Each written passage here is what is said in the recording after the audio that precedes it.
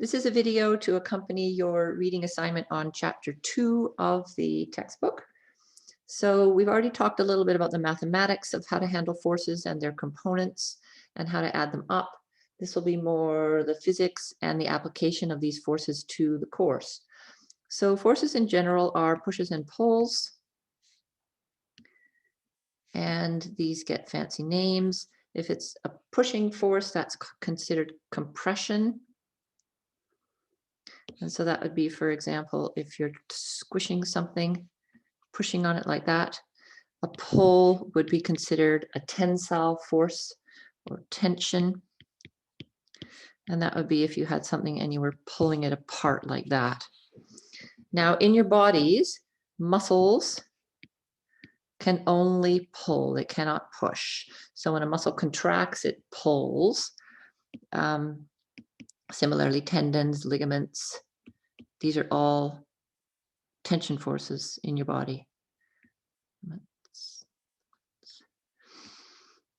Similarly, strings and elastic bands and things like that, that you can't push with those kinds of objects, you can only pull. Compression would be if you jump off a table and your bones get squished together because you hit the floor. So these are due to impacts, or if your muscles are pulling bones together and it's bone on bone, that would be a compressional force, or the weight of your upper body on your spine, your discs, that would be a compression force. So we know already that we're using the symbol F with an arrow above it for a force, and the unit here is a Newton after Isaac Newton, and so it gets capital N for its symbol. Just for interest's sake, units that are named after people have capital letters, and units that are not, like a kilogram or a second or a meter, those aren't people. But a Newton, a Pascal, Kelvin, Joule, Watt, these were all people. That's why they all got capital letters. Okay, another classification of forces is external to our body, because we're always going to be interested mainly in our bodies. External or internal. So if you've ever done just a regular physics course, you would only have ever dealt with external forces, and you probably only analyze things like cars and boxes and not bodies. Okay, so the external forces that we'll look at will be force of gravity due to the gravitational field of the Earth pulling on your body. The Earth pulls on you, you pull on the Earth as well, but force of gravity. And I'm going to give that symbol F sub G for force of gravity. Now your textbook, this is also called your weight. This is equal to your weight. It is a force. Unlike your mass, which is a quantity, it's a measure of inertia. It's how difficult it is to change the motion of your body. But weight, the textbook is going to call it W. It is in newtons, and it is equal to the force of gravity. Okay, but I prefer F sub G rather than W. And remember, your textbook would put a line like that, and I would put an arrow like that. The force of gravity always points straight down towards the center of the Earth. So if something is on a horizontal surface, the force of gravity is down. If it's on an incline, the force of gravity is down. Your textbook has made a little mistake there, and it has drawn a diagram of a box on an incline like this, and it has said that the force of gravity was perpendicular to the surface. It is not. The force of gravity is always down, and you can never change that force of gravity. If you have a ball in midair, the force of gravity is still down on it. Whether it's going up or whether it's going down, doesn't matter. So you can't change that. It will remain the same. If you go on to the moon, the force of gravity is less, and the force of gravity depends on the mass and then the strength of the gravitational field, little g. Little g is always a positive number. So this is the magnitude of the force of gravity. Notice how there's no vector there. That's just magnitude. That's just a number in newtons. This is the mass, and you have to put the mass in kilograms to get this formula to work. This g is the strength of the gravitational field. Now, that also happens to be the acceleration due to gravity if you jump out a window. gravitational field. And gravitational field. And to differentiate this from acceleration, like you don't have to be accelerating to feel the force of gravity. You can just be sitting on a surface. So this little g, I like to write it as 9.8 newtons per kilogram. Those are the units of little g. Strength of a field is newtons per kilogram. Now, there just also happens this equals meters per second squared. Those are the same units. But newtons per kilogram keeps you away from the idea that something is accelerating. It is not necessarily accelerating just because it feels the force of gravity. Okay, so say you can do an easy calculation. If the mass of something is 10 kilograms, what's its force of gravity? It would be 10 kilograms times 9.8 newtons per kilogram. And you see how nicely those units cancel. And this would be a 98 Newton weight, or 98 Newton force of gravity. Okay, so that's force of gravity. The next thing that is really important for us is the normal force. And I like to denote this as F sub n. Your textbook will just use a capital N with a bar under it. And this normal force is due to a surface. So if you are in contact with a surface, that surface exerts a normal force on you. Now we're only going to be interested in forces on you. We don't really care about the surface. So if you jump off a table and land on the floor, we're worried about the forces on you as you land and come to rest. We don't care about what happens to the floor. And surfaces can only push perpendicular to their surface. They never ever, surfaces do not suck you along or, push you sideways. They only ever stop you from falling through. So when an object is in contact with the surface pushes on the object with the force normal. Okay, so this is surface pushes on object. And it is always away from the surface, doesn't suck you into the surface. And like I said, it doesn't go sideways to the surface.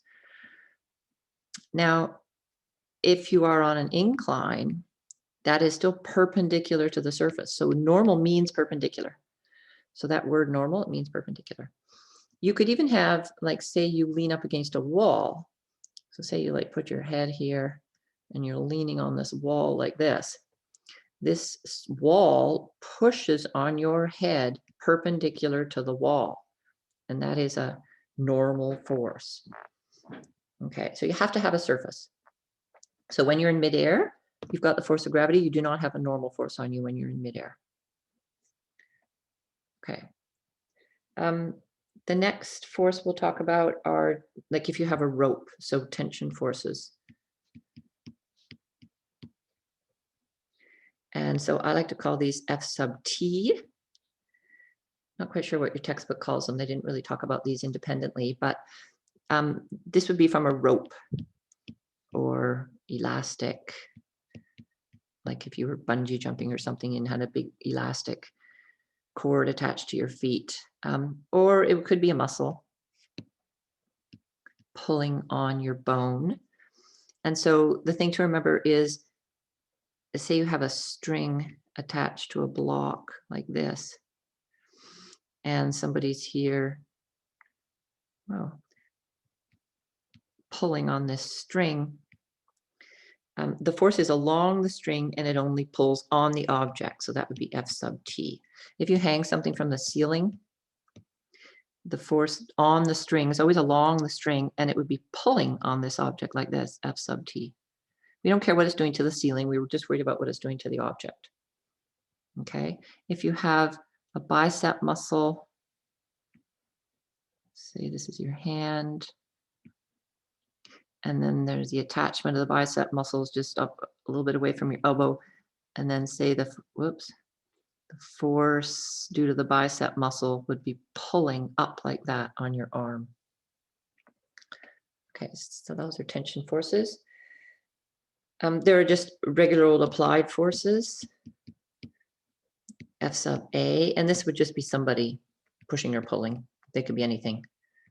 Somebody external to your body. and it could be pushing or pulling.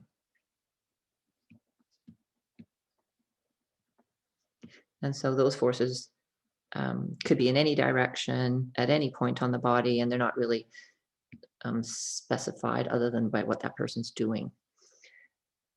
Okay, now another force is very important force. It's going to come up a lot is friction. It's a very complex force. We do quantify it, but it deviates from this quantification fairly readily and rapidly. So we're going to stick to cases where the force of friction just is doing exactly what we've calculated it to do. So the deal is you have friction when you have two surfaces. Say there was a table and then there was a book on the table. If you look really closely at the surfaces of both the book and the table, they're very rough. And it's this interlocking roughness that causes friction. And so it depends on both surfaces. It depends both on the book and the table, how much they interlock. So what happens with friction, it's very interesting. So they're stuck together, they're just sitting there like that, say it's these two surfaces. If you just push a little bit, so this would be an applied force, you push, say with a force of 10 newtons, and the book doesn't go anywhere. Well, friction is what's stopping the book from going anywhere, and friction would be in the opposite direction, exactly equal to this applied force. So if this was the applied force, 10, friction would be a force backwards this way due to this interlocking surface. And that would be exactly 10 because the book's not moving. So the net force, when you add these two forces together, 10 to the right, 10 to the left equals 0. But if you push a little bit harder, so now let's say you push with a force of 20 newtons. Let's draw it again so we don't get confused with that.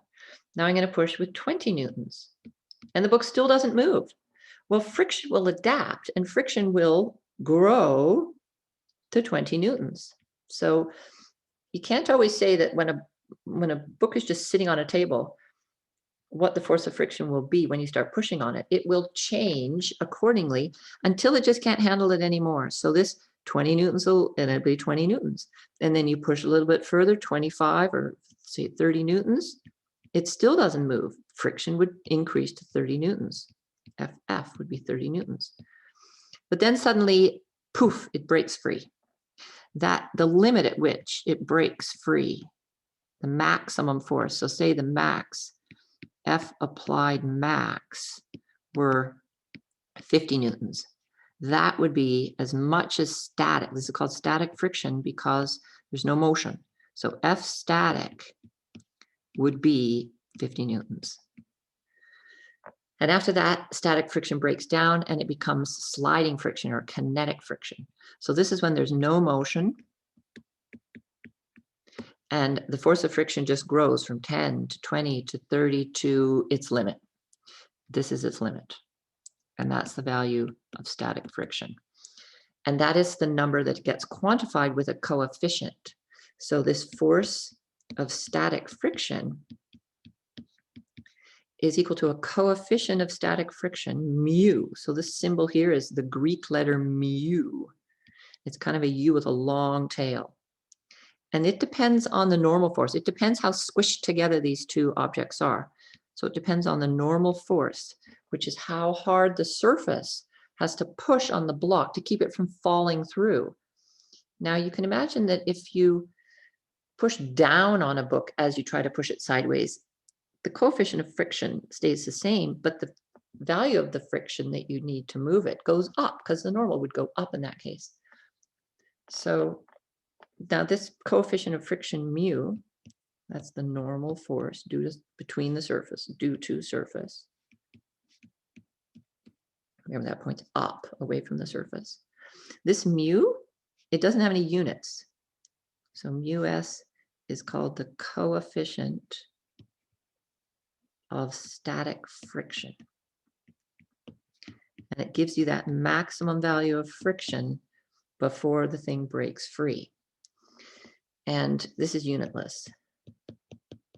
So there's a little table in your book that gives you the values of some common coefficients. Now, it doesn't, most physics books would change and give you two tables, one for static and one for kinetic. Your textbook just gives you the range. So for example, wood on wood, it says that the range is anywhere from 0.25 to 0.5. The cartilage in your joints is very, very slippery. It's 0.001. So the smaller the coefficient, the slipperier the two surfaces. Okay, so now you know you've probably observed that to get a refrigerator moving across the floor is a lot harder than to keep it moving once it kind of breaks free and it starts to slide. So then if things are sliding, you have, it's called kinetic friction. Now this is sliding friction. Kinetic means motion. And the value is different. The kinetic friction is less than the static friction. So it's easier to keep something moving than it is to get it going. So, but it points the same way. So if you push like this, applied force of say 60 newtons, now the kinetic friction doesn't have to equal that applied force. This thing will move if the kinetic friction is less. So if down here we have the force of friction kinetic is only say 20 newtons, well then there's an imbalance here of forces, 60 newtons to the right, 20 to the left. The sum of those two is 40 newtons to the right. This thing will move. But it's not going to move as quickly as if there were no friction at all. So including this kinetic sliding friction obviously affects the motion. Okay, and there is also a coefficient of kinetic friction, and it gets a K. Coefficient of kinetic friction, and it is less than the coefficient of static. What that means is easier to keep it moving than to get it going. Okay, and but the formula is the same. The force of kinetic friction is still equal to that coefficient times the normal. So you can affect the value of force of friction if you increase the normal, and to increase the normal, you would simply have to sit on the box so that the table has to push harder up to keep that box from falling through. Okay, so the little graph in your textbook, it's very common graphs in every physics textbook. It gives you the value of the frictional force as you apply a force here, as you do an applied force here. So this is the situation. If I don't push at all, there's no friction. If I push with 20 newtons, friction is 20 newtons. If I push with 40 newtons, it's 40 newtons. Push with 50, I get to 60. So they're going up together. Friction adapts, adapts, adapts. I get to 60 and poof, it breaks free. And then as soon as it breaks free, it drops a little bit because now it switches to kinetic friction. And then we'll assume the kinetic friction just stays the same. Doesn't matter how hard I'm pushing, it's sliding across the floor. So this is the kinetic friction, which stays constant. Now in real life, the more you slide things around, the surfaces heat up. This does drop a little bit. But anyway, this is kinetic friction. And this is the static friction. And this is the max. This is the break point. This is F max for static. And that's how you get the coefficient from that number. Okay, so that's friction. Now, something you should be aware of about friction, it's what makes you move across the floor. So if you're walking, just try walking on ice and you'll see that you can't do it. I mean, if it's absolutely totally slippery ice, you simply can't walk. So it must be friction that's moving you across a surface. And this is how you can always think about friction. I always imagine, okay, what would happen if suddenly it turned to ice? Well, if this was suddenly ice, your foot would slip out from under you and you would fall down flat like this onto the surface. So if that foot is slipping out this way, friction must be the other way on your foot. Friction is to the right on your foot. And that is static friction. When you're just walking along on pavement, your foot isn't sliding. It's stuck to the pavement and you push off. And when we get to Newton's laws, it's an action-reaction. Your foot pushes on the pavement pushes back on your foot with a force of static friction, and that is what actually propels you to the right. In reality, what it does is not so much propel you as keep your foot from slipping out, so that your weight, the force of gravity on your body, you tip over, and it allows you to just, you tip, and then you better catch yourself with your foot or you're going to fall on your face. And then you rotate your center of mass forward. Once again, if your foot doesn't slip out from under you, you start falling, you catch yourself with your foot. And that's actually what's going on when you're walking. So static friction could be a good thing. Okay, so I think that should be it for this video. Yeah, we'll quit there. The next video, I'll do a bunch of examples.